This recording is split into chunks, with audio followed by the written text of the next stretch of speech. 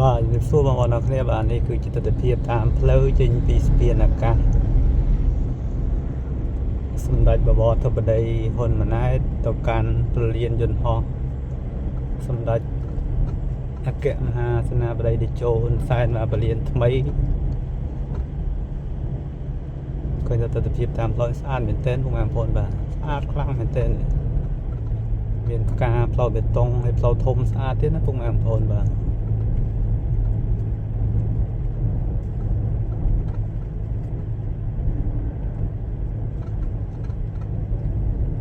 ស្អាតមែនទែនបងប្អូនបាទ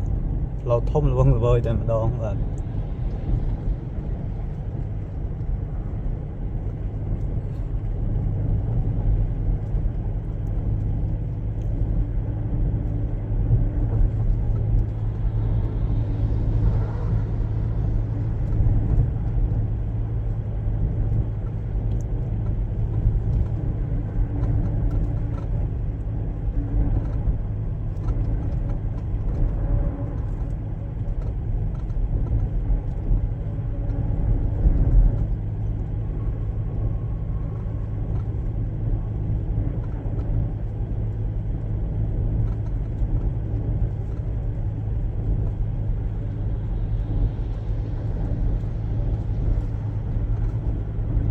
ទៅដល់មកមានស្តុបមួយបងប្អូនបាទដល់មកគឺមានស្តុប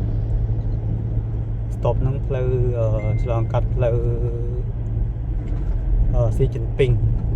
គេហៅថាផ្លូវកបាត់ក្រុងទី3ហ្នឹងបងប្អូនបាទ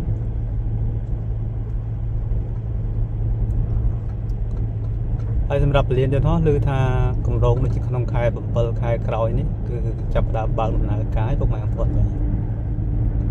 ពលានយន្តហោះមរតកតេជោនេះគឺស្អាតមែនទែនពុកម៉ែបងប្អូនបាទស្អាត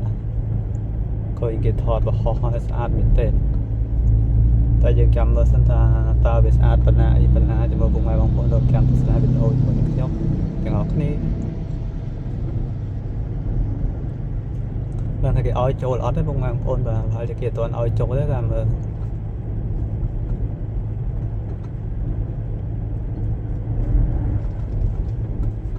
នេះមិនយ៉ាងទៅតុំបងប្អូនបាទមិនយ៉ាងទៅតុំអត់សូវភ្លឺនេះវាវីដេអូស្ទើរពលឺថ្ងៃនេះវីដេអូនេះនឹងស្ទើរពលឺវាមិនទៅតុំពេកហ៎បងប្អូនបាទ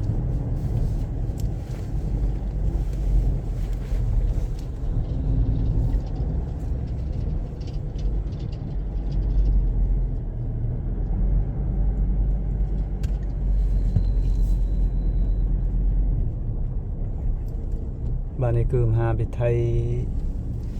ស៊ីជីនពីងប៊ីឡវ៉ាត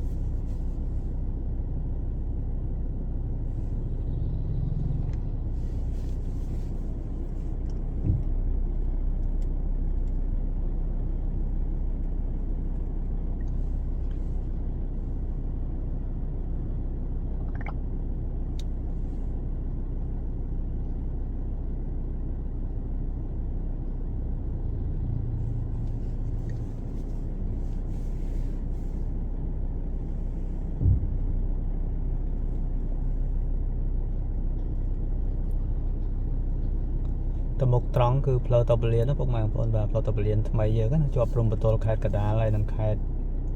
តាកែវយើងហ្នឹងហើយបើយើងឡើងស្ដាំគឺមហាវិថីស៊ីជីនពីងយើងឡើងឆ្វេងក៏មហាវិថីស៊ីជីនពីងដែរគេហៅថាផ្លូវក្បាត់ក្រុងទី3ពុកម៉ែបងប្អូនបាទ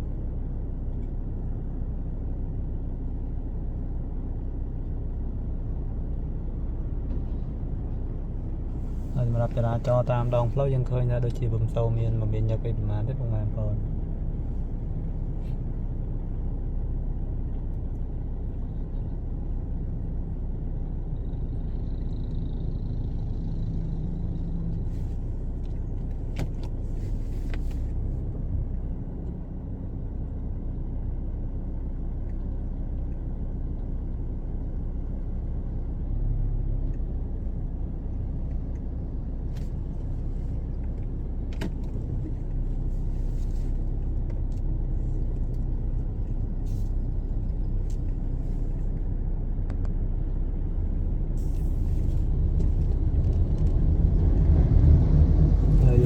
ដើមឆ្លង stop នេះហ្នឹងបងប្អូនបាទឆ្លង stop ផ្លូវស៊ីចិនពីងហ្នឹងបងប្អូនបាទ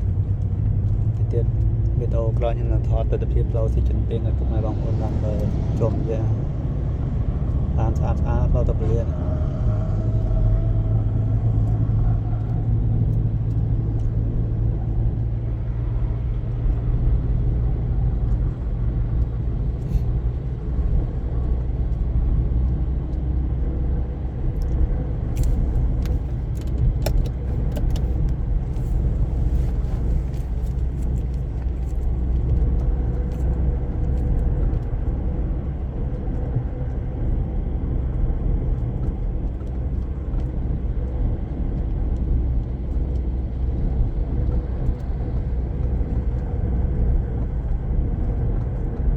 សងខាងផ្លូវស្ព្រៃដែរបងប្អូនដីទលាយល្អមិនជួនេះនិយាយទៅដីគឺនៅទលាយល្អមែនទែនអូយឡាននោះបាក់ហុយ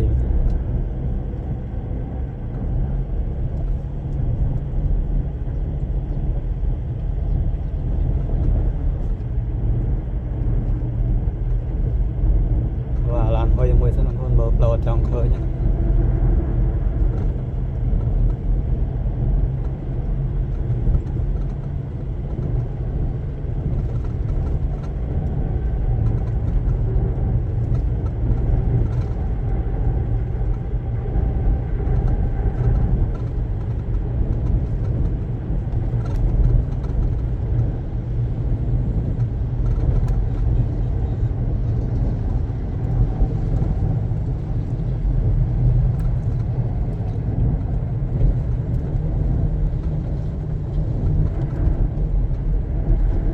ស្អាតមែនទែនបងប្អូនអើយណាស្អាតមែនទែនបងប្អូនដែរតាមផ្លូវបកគោភ្លើងចាក់ឡើងភ្លឹងមកហើយផ្លូវភ្លោះឡើងធំសួនធំមែនទែនសួននេះបាទ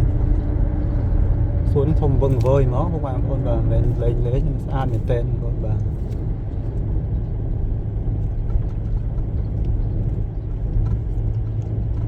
តែបើគេអត់ទាន់ឲ្យចូលទេបងប្អូនបាទគេអត់ទាន់ឲ្យចូលទេតែមើល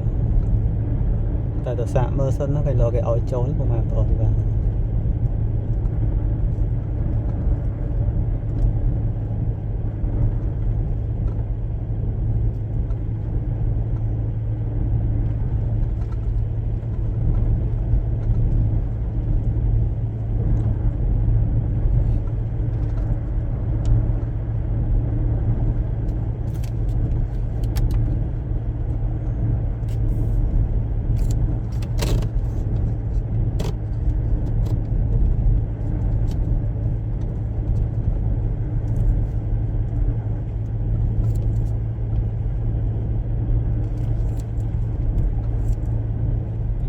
ងមើលឃើញបកគោភ្លើងមុខស្អាតមែនទែនបងប្អូនអត់តងបងប្អូនឲ្យពលាននេះបើខ້ອຍនឹងស្អាតយ៉ាងណាទៅនេះស្អាតមែនទែនបងប្អូនណា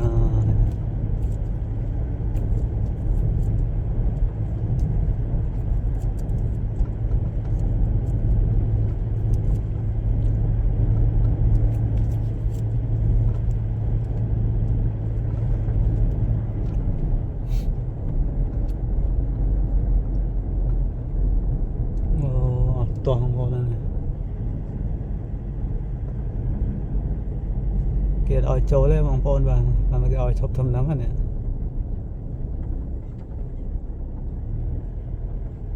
គេឲ្យចូលទេ